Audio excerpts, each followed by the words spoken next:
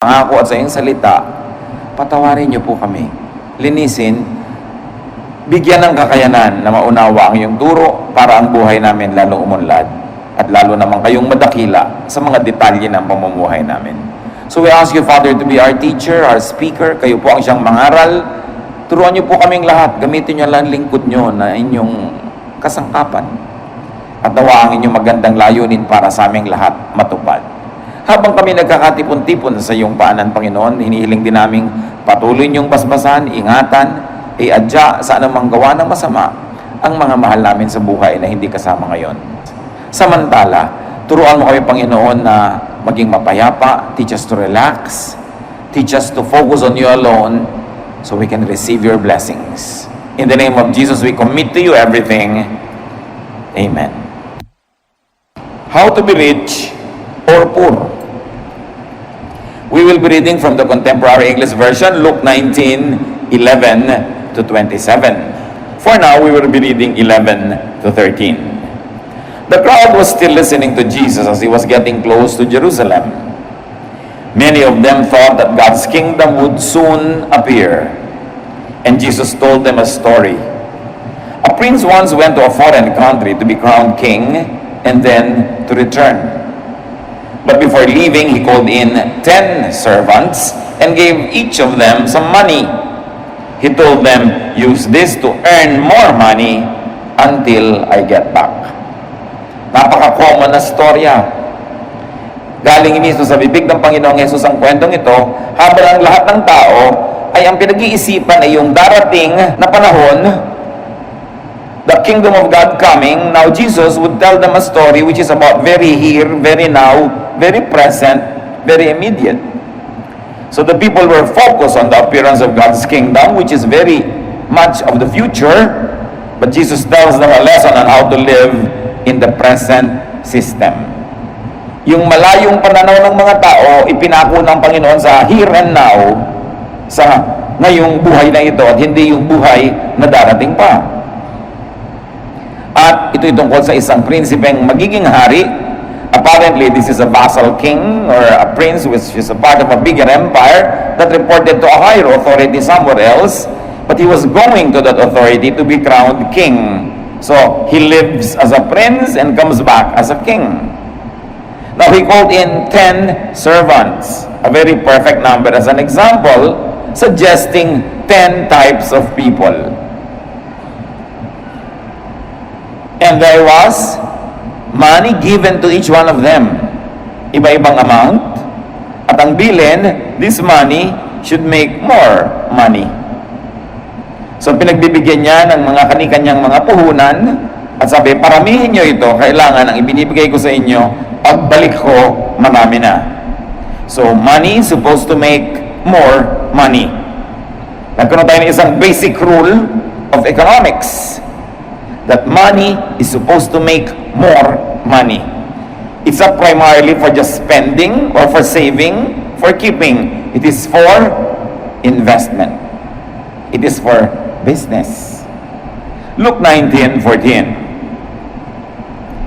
But the people of his country hated him, and they sent messengers to the foreign country to say, "We don't want this man to be our king." Merong problema. As we have said, probably he was an appointed vassal king na nagre-report siya sa isang mas mataas pang hari, but the people did not want his kingship. It could be a symbol that they did not want his style, they did not want the way he ruled, his policies, his method, the way he conducted the affairs of the state.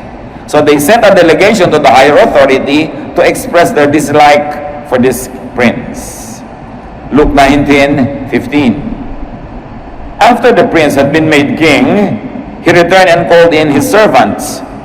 He asked them how much they had earned with the money they had been given. So in spite of the protestations of the people, this prince became king.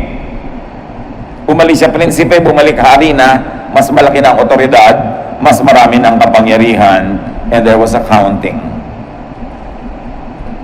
Nagbilangan, there was auditing. Sabi niya, natatandaan nyo, binigyan ko kayong lahat ng pera. So ano na nangyari? Magkano ang kinita nyo sa ibinigay ko sa inyo? Luke 19:16 to 17. The first servant came and said, Sir, with the money you gave me, I have earned 10 times as much. That's fine, my good servant, the king said. Since you have shown that you can be trusted with a small amount, you will be given 10 cities to rule. So yung servant number 1 na binigyan ng 10, whatever the unit, no? He earned 10 times as much. Naparami niya times 10. Binigyan siya tuloy ng 10 cities to rule. He was made a princeling or a duke or something. So, there was a great journey from being servant to ruler. Umasenso siya. Nung umalis yung prince, servant siya. Nung bumalik, naging ruler siya of 10 cities. Alam niyo, sabi ng Proverbs 12:24 tungkol dyan, work hard and you will be a leader. Be lazy and you will end up a slave. So another rule, to be a real leader, you must work hard. Hindi nadadaan sa mana-mana lang yan, o intri-intriga, o paglalangis sa mga makapangyarihan. You have to work hard. Another rule of creation that is always there and will never be broken. Servant, 1 out of 10, could he represent 10% of people? Does it say 10% of people will be rich and will become rulers? Which is almost like the percentage of people on the planet now. That 1 out of 10 will be a leader. 1 out of 10 will be fabulously wealthy. No? Is this a natural law, a natural tendency that the story is suggesting to us? The numbers are very interesting. Then Luke 19:18 to 19, the second one came and said, Sir, with the money you gave me, I have earned 5 times as much. The king said, you will be given 5 cities. So apparently, they were all given the same things, the same amounts. Man number 1 made 10 times more out of what was given. Man number 2 made 5 times more out of what was given. A poor one half, but nevertheless, a big amount. Naging times 5. So servant number 2 made 5 times more. He was given 5 cities to rule. Also, he was moved from servant to ruler. So another 1% out of the 10, could this mean 10% of people will be middle executives, mildly rich in life, far from being poor but not fabulously rich? Could this be representing a kind of a middle class? Is this a natural law, a natural tendency for people that has been true since time immemorial? Luke 19:20 to 21. Another servant came and said, Sir, here is your money. I kept it safe in a handkerchief. You are a hard man, and I was afraid of you. You take what isn't yours, and you harvest crops you didn't plant. So servant number 3 represented everyone else. So could this represent servant number 3 up to 7, which means 80% of people? He was not enterprising. Yung dalawa na muhuna, nagnegosyo, yung isa na times 10, yung isa na times 5, eto siya, wala man lang ginawa. He was conservative. He plays it too safe. Sabi, mahigpit kayo, mabagsik kayo, yan ang balita ko tungkol sa inyo. Baka magkamali pa ako, maparusahan nyo pa ako. So tinago ko na lang, eto, kunin nyo na ulit, buong buo, walang bawas, walang kulang. And apparently, he does not know the prince.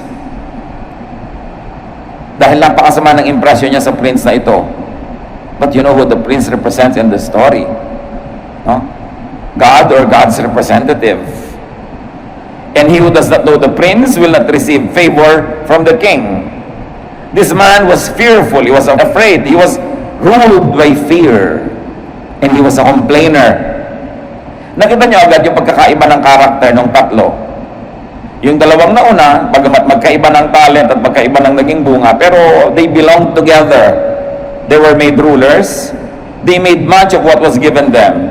Itong isa, which could be 1 to 8, number 3 to 8, kasi wala na ibang binanggit out of the 10 na binigyan nung umalis yung prince. So pare-pareho, marahil itong number 3 at ang lahat na, ng natira pa hanggang ika-10, mareklamo, maraming fear, hindi siya kumilos, hindi siya nag-invest.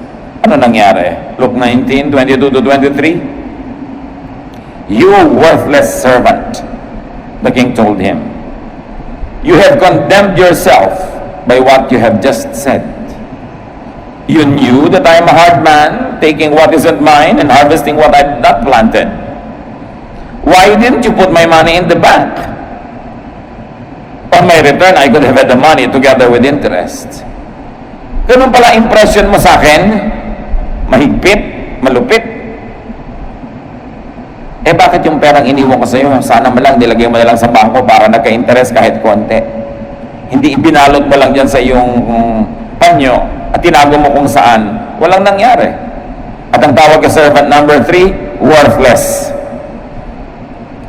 There was no production, no growth, no profit. And he condemned himself by his own words. Sabihin, mahigpit kayo Hard man pala ako, ha? Sabi nung prince ang king na, pues, let your words be your judgment. I'll be hard on you. Kita nyo, hindi naman naging hard si Lord sa 10 lang, naging times 10. Pwede pa siguro maging times 1,000 yun Pero dahil naparami niya, hindi naman siya reklamador, pinuri siya. Yung times 5 lang ang naging bunga, hindi naman pinagalitan. Sabi, ba't ito, times 10, ikaw 5 lang? Hindi rin kasi reklamador. Sinikap niya, magagawa niya, na-premiuhan din siya. Itong mareklamo, sabi, mahirap kayong kausap, mahigpit kayo. Ganun pala, pues magiging mahigpit na ako sa'yo, kasi yan pala iniisip mo. Matthew 12:37. For by your words you will be acquitted, and by your words you will be condemned.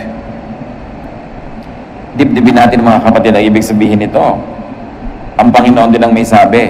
Sabi niya, kung anong sinasabi mo, gano'n nga mangyayari. Kung sa sinasabi mo, maiipit ka nga. Kung sa sinasabi mo, luluwag ka nga. Kaya pinag-iingatan natin ang sinasabi natin. Anong madalas sabihin ng maraming tao? Di ba sabi dito nung king, sinabi mo di matutupad. Ngayon, sino yung nagsasabi laging, mahirap kumita? Mahihirapan ka nga kumita. Kasi laging yan ang sinasabi mo. Mahirap kumita.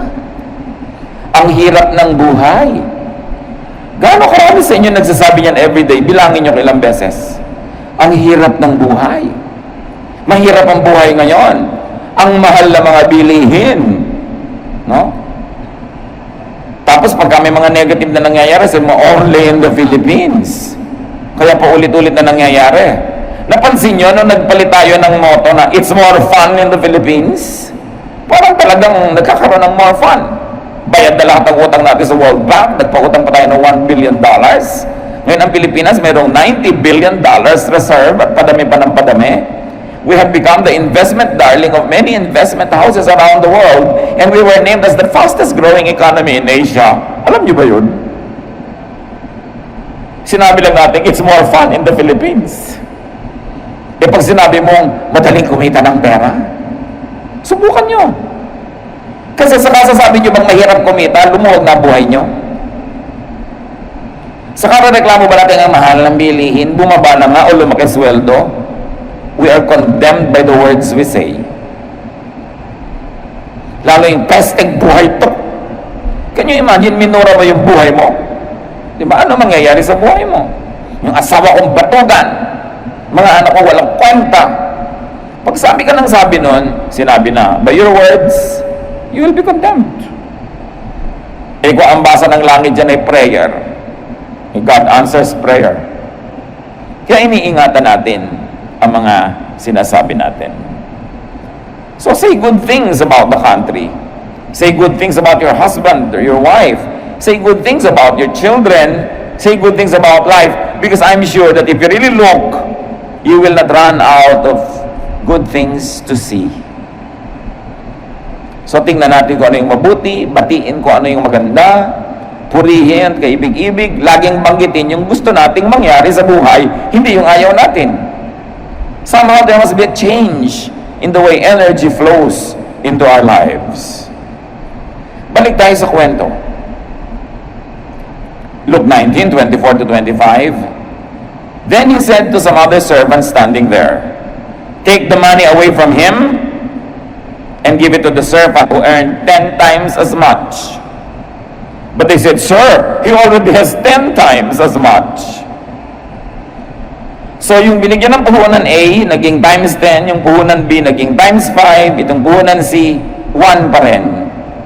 Sabi niya sa mga katulong, kunin niyo itong 1 ito, ibigay niyo doon sa may 10. Sir, ang yaman-yamanan niya. At di ba yan ang reklamo ng maraming reklamo doon sa buhay? Ang yaman-yaman na may-ari ng company namin, bibili na naman ng kotse, siya na naman ang mayaman. Diba? Isipin niyo mga kapatid, kung itong mga reklamong ito lumalabas sa bibig niyo, so you will know which character to identify with. Kaya atin niya na naman ibibigay yan, ganyan. Itong tindahan niya, nagka-branch na naman, dami na siya ng dami. Reklamo tayo ng reklamo sa mga umaasenso, no? Sa mga dumadami ang kabuhayan. Nabili na niya lahat ang bukid sa bayan namin. Kanya na lahat. Diba? Mga reklamong ganyan. Ang yaman-yaman na niya. It's a common complaint. Pero remember, ang nag-utos na ibigay yon doon sa mayaman na, yung character representing God. So huwag kayong magreklamo. Kung may pinapayaman, huwag niyong labanan, huwag niyong reklamuhan, kasi obviously may ginagawa siyang tama. Hindi man siya perfect, may ginagawa siyang tama at pinagpapala siya. Ba't kayo lalaban sa isang taong pinagpapala? Ba't kayo sasalungat sa taong may momentum, umaasenso, paangat, tapos paisibit-isibit kayo, pareklamo kayo, lalo kayong lalayo sa grasya. Luke 19:26 to 27. The king replied, "Those who have something will be given more, but everything will be taken away from those who don't have anything. Now bring me the enemies who didn't want me to be their king, kill them while I watch." Alam mo na si Lord Jesus ang nagbigay ng kwento kasi masyadong controversial. Kung itong kwento lang to sana, sumasang-ayon sa karaniwang takbo ng mga paniniwala ng mga tao at mga values at pagpapahalaga, baka magduda ka pa na imbento yung kwento. But when it is so controversial, it could only be true. Sabi ni Lord, nagrereklamo kayo na yung mayaman, yung marami binigyan pa. Ganyan talaga.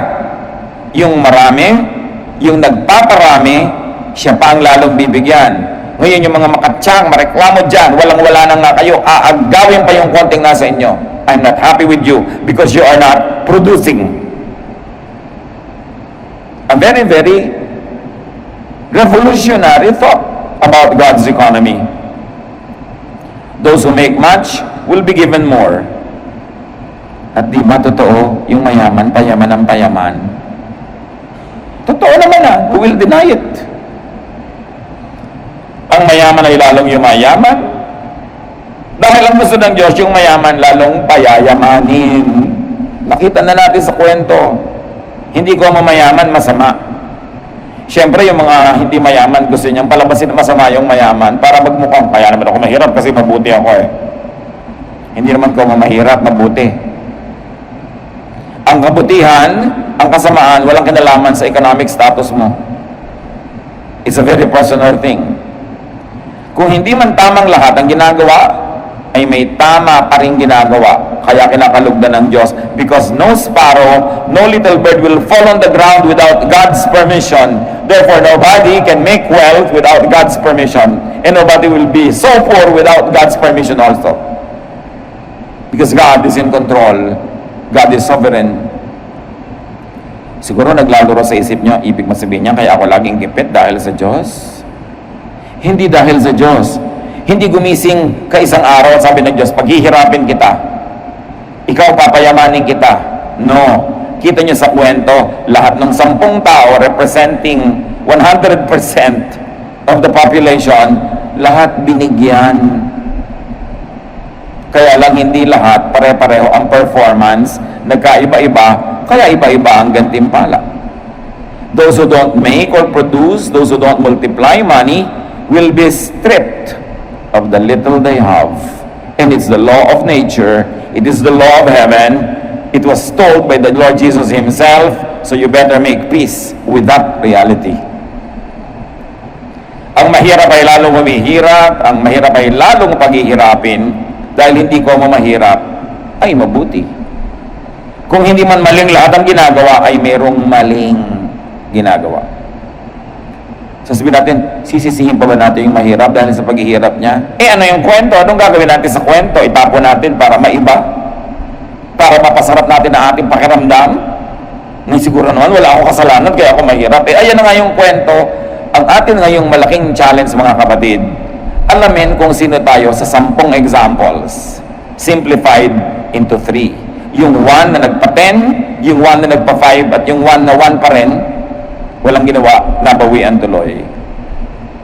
Apparently, those people also represent those who don't like the king, meaning the king's way. But those who don't like the king's way will be condemned. So ayaw nyo ng pamamaraan ng king? Kung hindi tayo sumasang-ayon sa kwentong ito, parang tayo ay nasa kwentong ayaw din natin sumang-ayon sa king na yon. Sabi niya, kill them all before me, I will watch. Very, very revolutionary. It must jolt you, it must awaken you to realize where you stand, where I stand. Yung meron ng konti pero hindi pa pinayayaman, hindi pa pinalalago,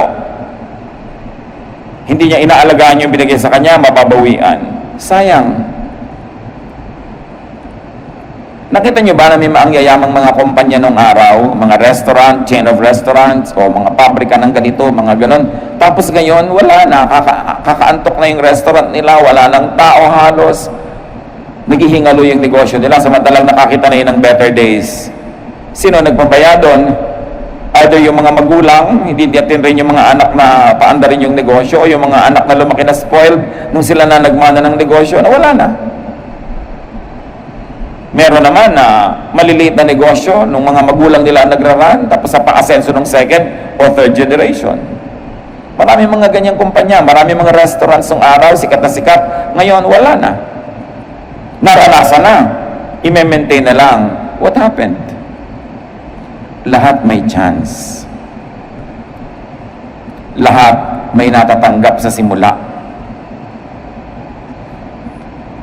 Lahat binibigyan ng Diyos ng pagkakataon. You only start small. Katulad doon, kahit yung binigay na 10, small lang naman eh. Pero naging times 10. Yung binigay sa kanya, naging times 10. So siguro, dadami pa ng dadami yan exponentially.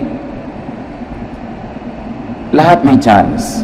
Ang daming mga taong nagdarahop, sasabihin, nagdarahop ako, mapait ang buhay ko, mailap ang tadhana, malas ako.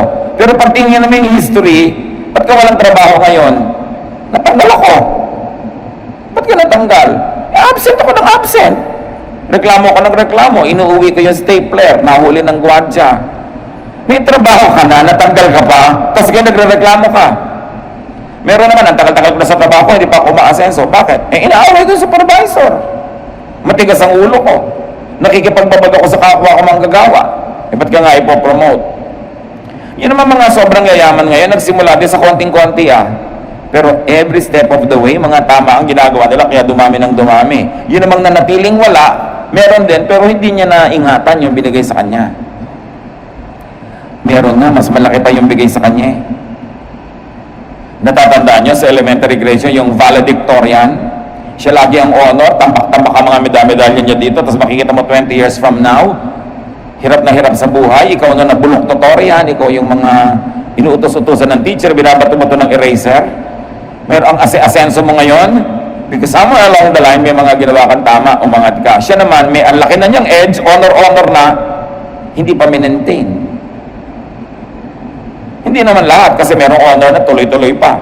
Pero nag-iiba-iba ang nangyayari sa buhay natin, hindi dahil ayaw sa'yo ng Diyos, hindi dahil galit sa'yo ang Diyos, dahil mahal tayo lahat ng Diyos. Pero ano ang ginagawa natin sa ibinibigay sa atin ng Diyos? Bibigyan ka na ng Diyos ng asawang kay tinutino? Pagtatakasilan mo pa, aapihin mo, ano mangyayari nun? Lalayas-layasan mo ang tinutino niya, tapos ngayon babalik ka, may sakit, matanda ka na, aalagaan ka pa niya na naman.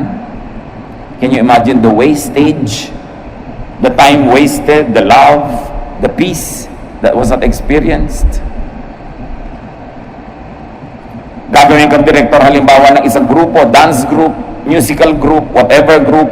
Tapos, mamaya pakonti na ng pakonti yung mga tao doon. Paubos ng paubos yung talent. Anong ginagawa mo? Surely may ginagawa ka. Maliban sa ginagawa doon ng iba, sometimes they negate your effort, kinukontra ka, nilalabanan ka, pero nag-i-interact din kayo. Kahit mali ang ginawa niya, itama mo yung reaction mo sa kanya, tatama yun. What do we do with what God gives us? May chance ka na magnegosyo, tapos hindi ka tatao doon, ipagkakatiwala mo lang sa mga katulong na kinukumpitan ka, o kaya hindi ganun ang malasakit, hindi ganun katalino, so hindi niya napapa-asenso. Pagbalik mo, paubos ng paubos yung stock, bayad ka ng bayad, walang benta, hanggang mamaya may utang ka pa. What do we do? Kahit lang sa katawan natin, what do we do? Lahat tayo binigyan ng katawan. Meron ba sa inyo dyan? Kaluluwa lang? Wala, di ba? Lahat may katawan, so equal. Pero ano-anong pinagkagagawa natin sa mga katawan natin? Makikita naman kung anong ginagawa niyo sa katawan niyo. Pag tinignan ka ba ng Diyos, malalaman niya, iniingatan niya ang kanyang katawan.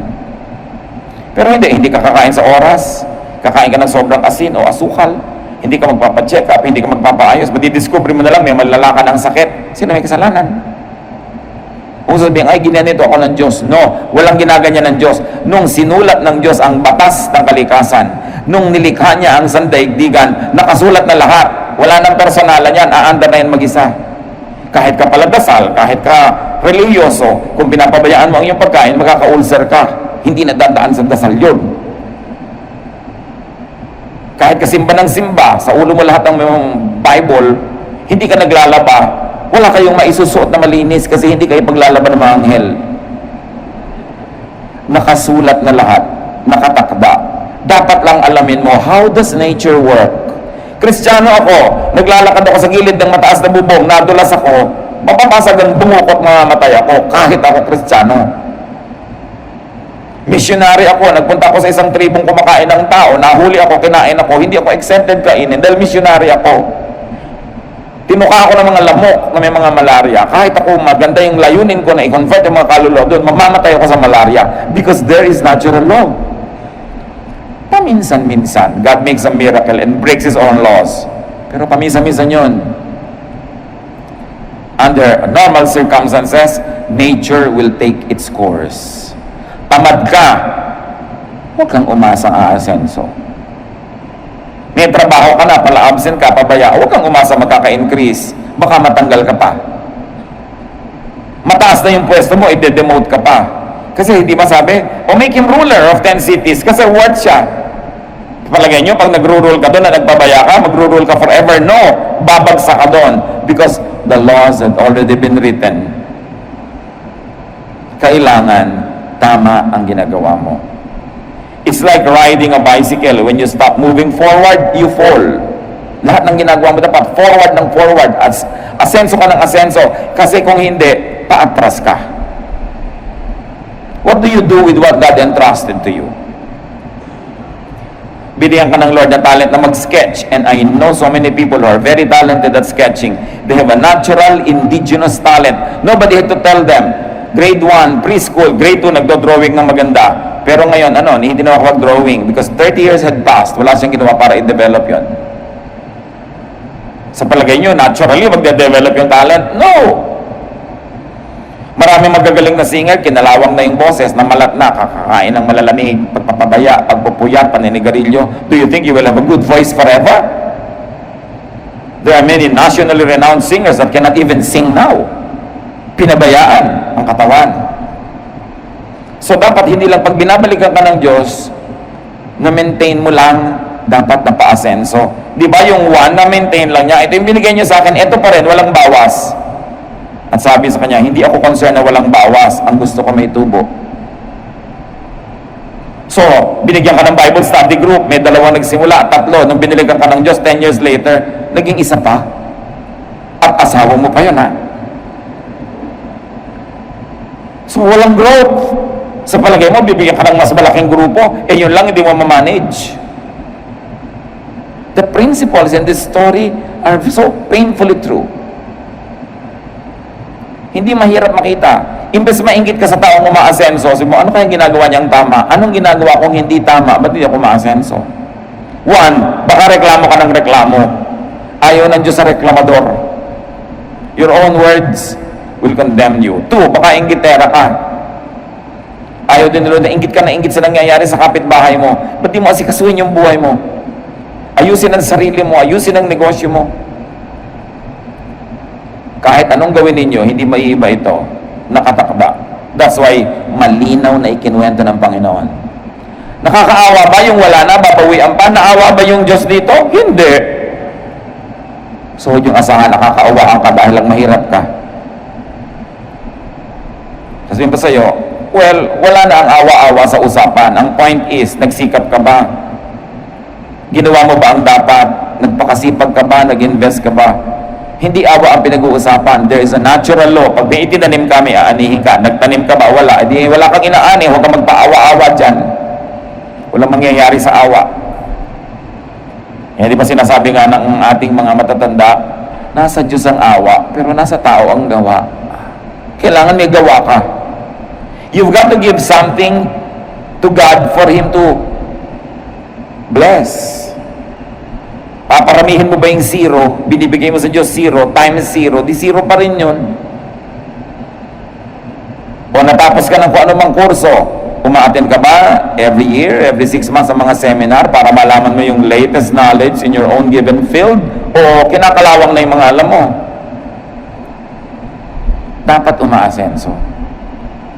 Katulad ng maraming mga barbers ngayon, yung mga barbero, di ba halos naubos na yung mga barbershop, konti na lang yung natira yung corporate, yung maraming branches, yung standard. Kasi nga maraming mga barbero, yung nalaman nilang gupit nun, hindi na nag-improve. Kwento pa ng kwento, kung isang bakit-bakit na yung likod mo dahil kwentong barbero, di ba?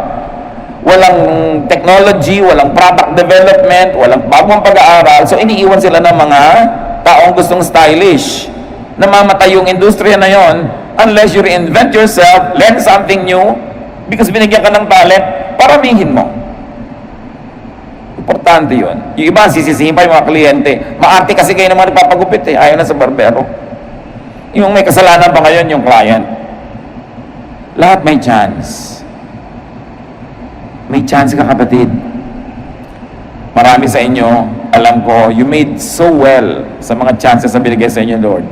I wish I could say the same thing for everybody, and I wish I knew more the details about each one's life. But what I know is this: what you plant, you harvest. That's a biblical rule.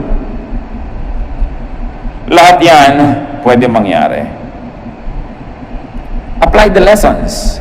Physically, materially, sa pera. Pero hindi lang yun eh. Apply it spiritually also. Binigyan ka ni Lord ng isang verse, alam mo yon. What do you do with it? Dumadami ba yung alam mo? Dumadami yung application ng verse na yon? Binigyan ka ni Lord ng ministry, kung ano man yon. Dumadami ba yon? Nagmumultiply? Dumadami ba yung tao? Nai-intensify yung alam? We are moving from glory to glory. We are becoming more and more knowledgeable and godly. Dapat may growth. Tandaan nyo, pag walang growth, may retrogression. Pag hindi umaasenso, umaatras. Yun lang sa ministry. So dapat maingat. Masipag. Sipag yan eh. Hindi nakukuha sa galing. Maraming magaling pero hindi masipag, wala rin nangyayari. Pero kahit hindi ka magaling, pag masipag ka, siguradong may mangyayari. Eh kung magaling ka na, masipag ka pa, yun ang times 10. Yung hindi masyadong magaling pero masipag, times 5. Pero kahit magaling ka pero wala kang sipag, wala, ibabalik mo, wala rin nangyari. Apply the basic lesson. Multiply what is given to you. Even emotionally. O binigyan ka ni Lord ng anak. Let's say isang anak. Naparami mo ba yung anak na yun in terms of, wow, times 10 yung love niya sa'yo. Kasi times 5 lang o 0 pala. Meron naman, nagkaanak na nga, pinalaki mo na, pinakain mo pa rin naman, pinag-aaral, pero inis sa'yo, galit sa'yo, namumuhi sa'yo. Negative pa. Nagkaanak ka pa, hindi mo na pag-grow yung ministry na yon. Nagkaasawa ka, binigyan ka ni Lord ng partner, napaka-rare at napaka-beautiful gift from God, tapos nilayasan ka pa, hindi mo naalagaan. Liban na lang na siya mismo ang nagkusang magtaksil at lumihis ng landas. Pero pag ibinigay sa'yo, alagaan mo, paramihin mo. Kung ang pag-ibig sa'yo nung pinakasalan mo from 1 to 10 ay 8 lang, dapat after a while, naging 8.5, then naging 9. Dumadami. Kesa 2 na lang po. Kawawa naman kayo, 2 lang, nagsasama pa kayo. Samantalang pwede mong paramihin. So what do you do with what God gives you? I'd like you to concentrate now, brothers and sisters, and say, what are the nicest things that God gave you? Would you bow before the Lord and count at least 5 great things God gave you? Be it talent, be it treasure, be it people. What is it? And ask yourself, what have I been doing with it? Anong ginagawa ko sa pag-ibig sa akin ng asawa ko? Pinaparami ko ba? Times 10? Times 5? O 0? O ngayon, galit pa sa akin? O binigyan ako ng ministry, napalago ko ba? Napatalino ko ba yung mga nandun? Napagaling ko ba yung skill nila? Naparami ko ba yung members niyan? Naparami ko ba yung ministry at paglilingkod nila? O paubos ng paubos? Surely, pag nangyayari yun, merong something wrong. Kailangan pa bang ipamukha ng kapwa? Kailangan pa bang ipamukha ng pulpit kung ano yung wrong? Alam naman natin kung anong wrong, ha? At lalong-lalo sa ministry, kung hindi yung nag-grow, may something wrong. Dapat mag-soul search. Tatanggalin natin yung pagkabulag natin tungkol sa ating sarili at yung paniniwala natin sa mga illusions natin about ourselves. Because kung tama lahat, dapat mabunga. So something's wrong pag hindi mabunga. Kahit sa pag-aaral, binibigyan ka ng Panginoon ng pangmatrikula, nakakapag-aral ka, anong ginagawa mo? Dumadami ba yung alam mo? O pumapasa ka lang na pasangawa? Kasi wala ring alam. So pag wala kang alam, gumraduate ka man, pag nagpumasok ka sa trabaho, do you think you will be a ruler of 10 cities? No. Ang trabaho mo, tagabilang ka ng ilang poste sa kalsada, lakad ka ng lakad, bilangin mo mga poste dito. Kasi yun lang alam mong gawin. Ang tao hindi lang dapat gumraduate sa school, dapat natututo. Kaya yung natututo na hindi gumraduate, mas maganda pa yung kinabukasan kasi gumraduate na wala naman natutunan eh.